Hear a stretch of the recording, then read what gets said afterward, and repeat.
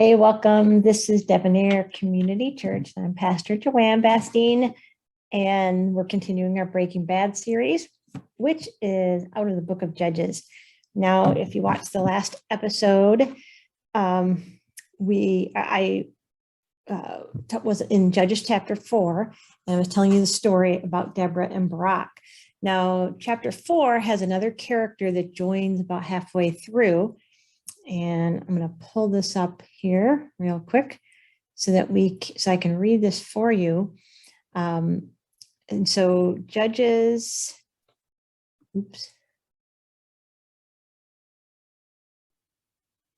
Okay, so Judges chapter 4, halfway through, Jael joins the story. So Deborah and Barak pursue Sisera and all of his troops. And all of Sisera's troops fell by the sword.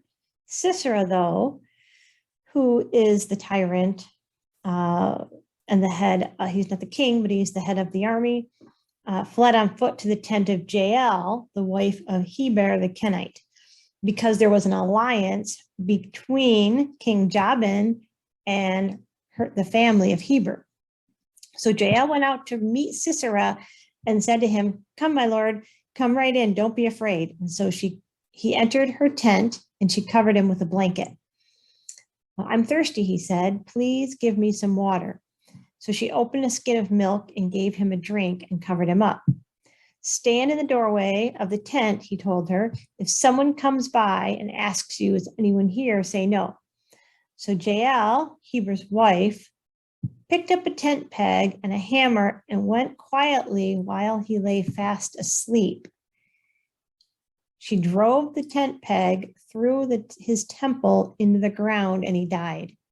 Just then Barak came by in pursuit of Sisera, and Jael went out to meet him. "Come," she said, "I will show you the man you're looking for." So he went in with her, and there lay Sisera with the tent peg through the temple, dead.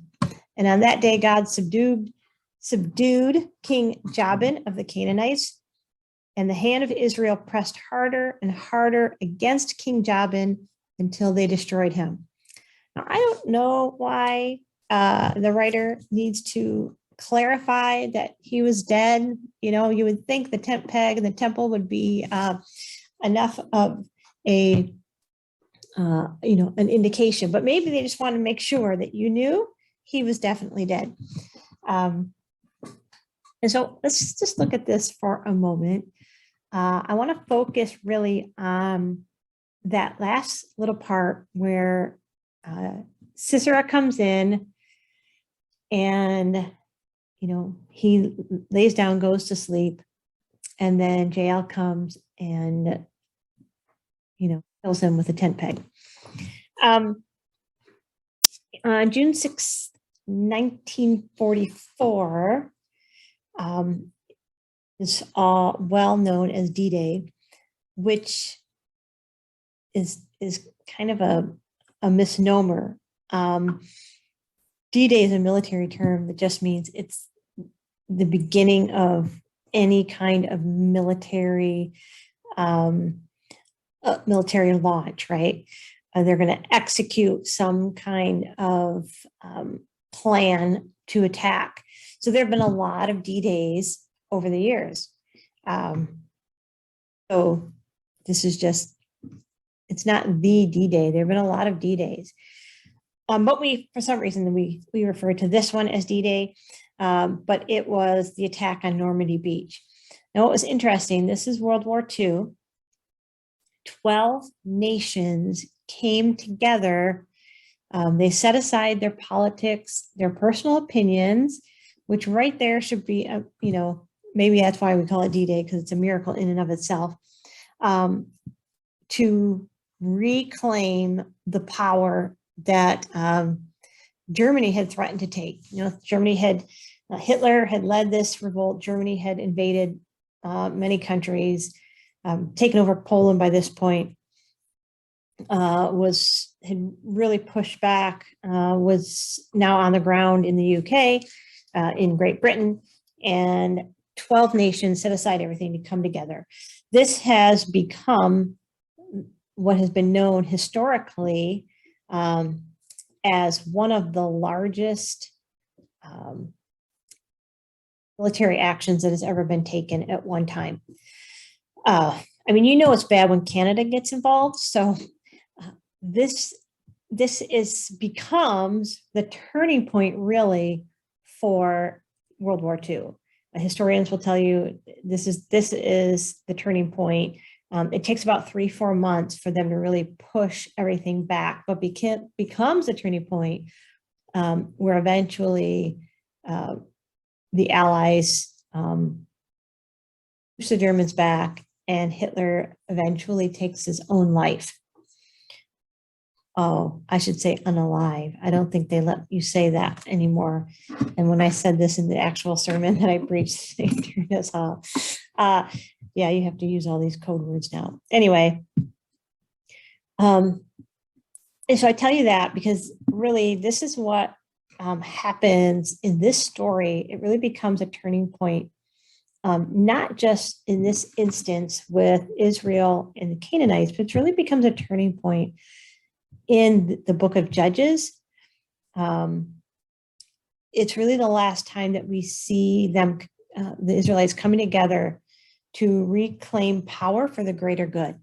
And pretty much after this, it's a downhill slide, and it's really about the judges that are raised up are really more in this for themselves than they are about, the greater good of the kingdom of Israel and the greater good of the kingdom of God, bringing heaven to earth. So Sisera flees, and the Canaanites, and specifically King Jabin, has some kind of a working relationship with the family of Heber, which is Jael's husband. So one of the first things he does is he makes a mistake that assuming that because Heber and his family have some kind of a working relationship, that Jael also has a working relationship with Jael. And I think that this is the case, that we make a lot of assumptions about people. We assume that because somebody's a Christian, well, then they automatically believe X, Y, and Z. If they're an evangelical, we automatically make an assumption that we know who they're voting for, where they stand on all of the issues that are out there. We make an assumption that if somebody is a Christian and a Democrat, that we just assume we know where they stand on this issue or that issue. If somebody's not a Christian, we have a lot of assumptions about what that means. And it cost Sisera his life. And I want to pose this idea that for us, we make a lot of assumptions about people, and it can cost us relationships. I don't know that necessarily is going to cost us our life. Sometimes it does cost us our life when we make assumptions about people or situations. But it definitely costs us relationships. We lose trust.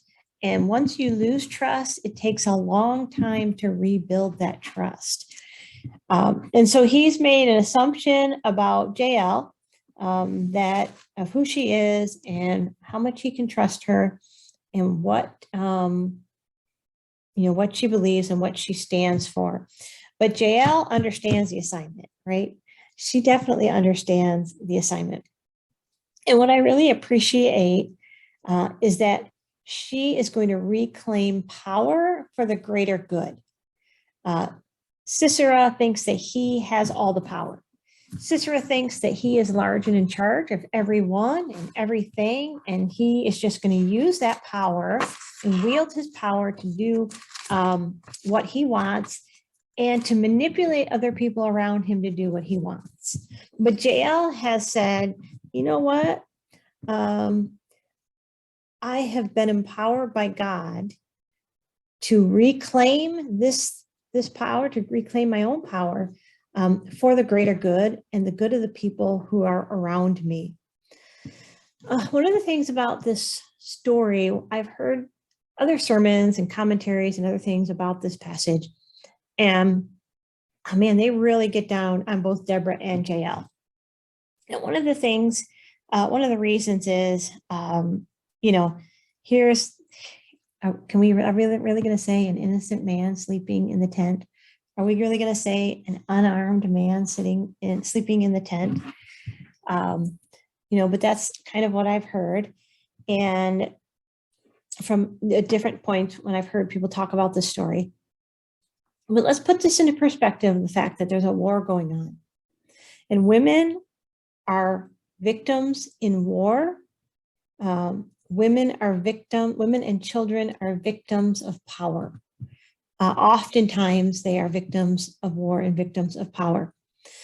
To have a man in the middle of war come to your tent, whether your husband has a relationship with him or not, does not mean that you're going to be a safe person.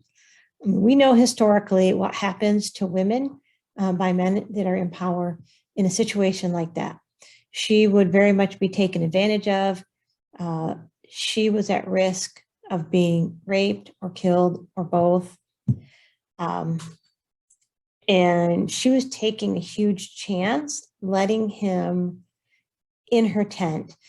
Now, some people will say, okay, well, she just didn't have to let him in the tent. Well, the last time I checked, even in this season, right? I mean, they probably had some pretty elaborate tents, but I imagine there was no lock on the door I don't know, how do you lock your tent door?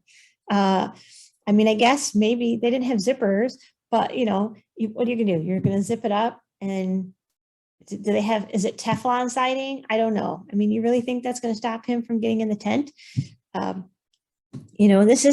She's not in a castle. There is no drawbridge. There's no moat. There's nothing stopping him. She was trying to be on the offense rather than to be on the defense. And so she really does take the power back to herself. She reclaimed her power. One of the things I have heard is that we are more offended by Jael's hammer than we are by Sisera's tyranny. More offended by Jael's hammer and tent peg than we are by Sisera's tyranny. And I think that is true for today. We are more offended when someone of lesser power, someone of minority, whether it's their gender or their race, defends themselves, than we are about the tyranny that they were defending themselves from. We know this is true because if you listen to any rape case, the victim is often interrogated of what they were wearing. Why were you in that place? You shouldn't have been out after dark. All of the blame is placed on the victim rather than the responsibility being placed on the perpetrator. And I want us to take a look at Jael and use this as an example for ourselves that Jesus wants to empower us. And Jesus wants us to empower others. Jesus wants to empower us, and Jesus wants us to empower others. And so whether you have experienced being a victim, or maybe you have been the one who has subjected others, power that was power that was used inappropriately.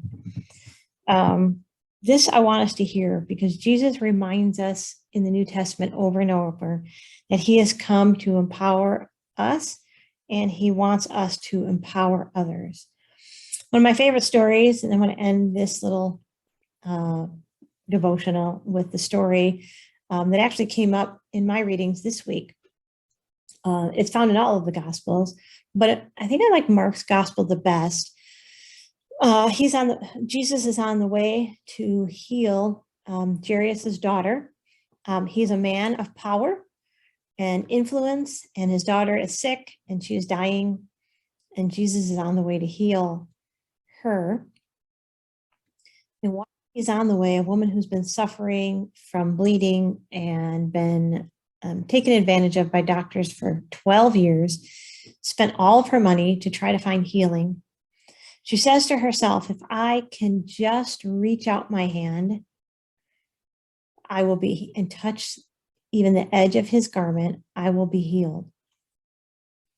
And she does this. So she reaches out her hand and she is instantly healed. Now Jesus stops what he's doing immediately and says, who touched me? I felt power leave me. And of course, his disciples are saying, what do you mean, who touched you? There's all these people around you. Everybody is touching you. And he says, no, I felt power leave me. She finally falls to her knees and confesses that she was the one that reached out her hand. And he says to her, daughter, your faith has healed you. Go in peace.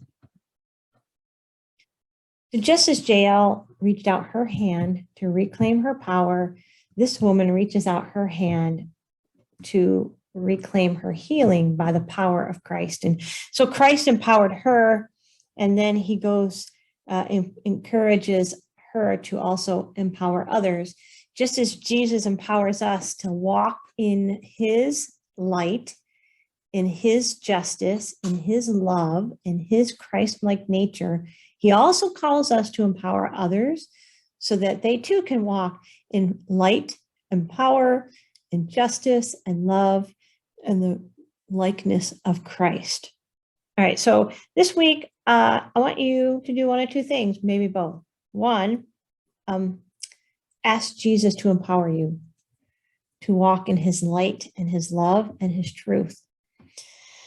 And then I want you to ask him to show you how you can empower others so that they can do the same. All right. Have a great week.